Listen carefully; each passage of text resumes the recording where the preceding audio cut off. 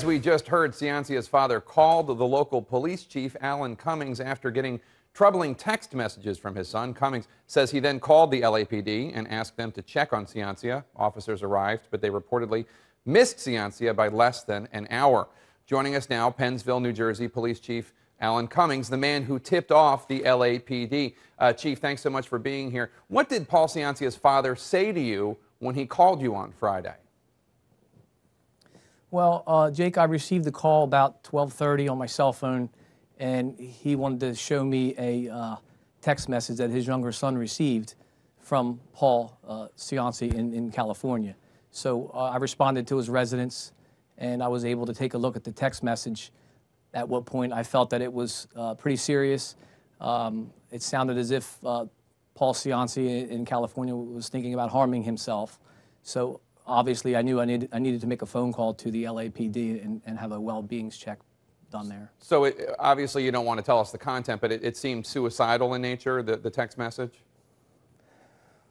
Well, obviously it's an FBI investigation, but the text message itself, I believed was, the context was that he was thinking about harming himself, yes. So you've known Paul Ciancia's father for some time now, I believe?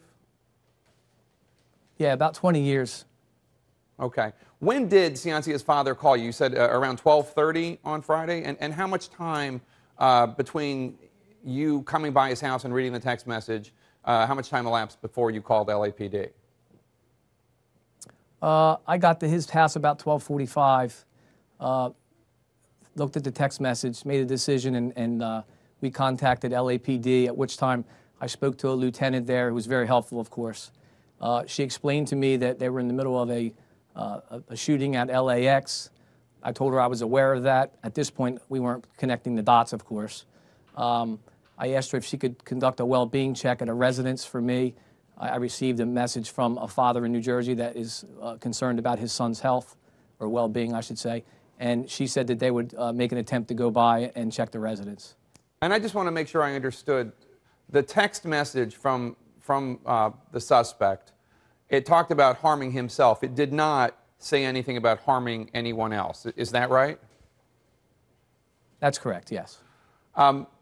So you called them at around 12:45 or so, and by then the shooting was around 12:20 East Coast time. At what point did you realize that the man you were trying to help find was the man who had been involved, allegedly, in the shooting 25 minutes or so before you made that phone call?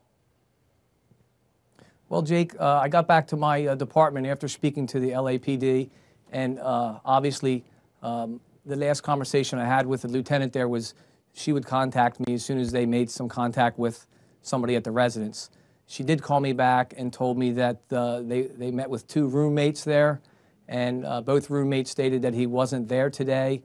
He was there yesterday, at which point I contacted Mr. Ciancia back and told him that the LAPD did make a well-being check and he's not home. I hung up the phone probably about 20 minutes later, so we're talking maybe 1:30. I get a phone call from a reporter from the Associated Press, and he wants to interview me in reference to the LAX shooting involving a Pennsville resident by the name of Paul Ciancia.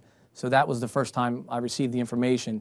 And I'd say about, I hung up from him because I needed to get our officers in position to get some surveillance around his house here in Pennsville. I knew the media was on their way there, at which point Paul called me. And I'm talking about the father, Paul Ciancia, the father, contacted me on the cell phone again. And his comment to me was, Chief, is this what I'm seeing? My son is the shooter at LAX? And my reply to him was, I'm being told that, Paul, but I haven't confirmed it. I'll check into it and I'll let you know. And he was very emotionally upset. And then obviously things started to roll along, and the FBI came down to Pennsville, and we continued with the investigation there. Obviously the investigation is ongoing. Do you think, I know you've heard of suicide by cop, where somebody does something hoping that the cops will kill him because he or she doesn't want to actually, wants to be dead but doesn't want to do it to him or herself.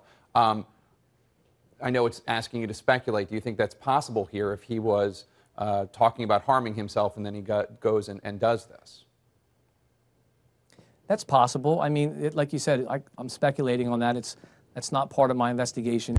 It could be anything. We were all wondering back in my department, what was the beef with the TSA guy? I mean, I don't understand that, and none of us really know, and that's where we are right now. Right now, I think in our town we're trying to kind of get the community back together.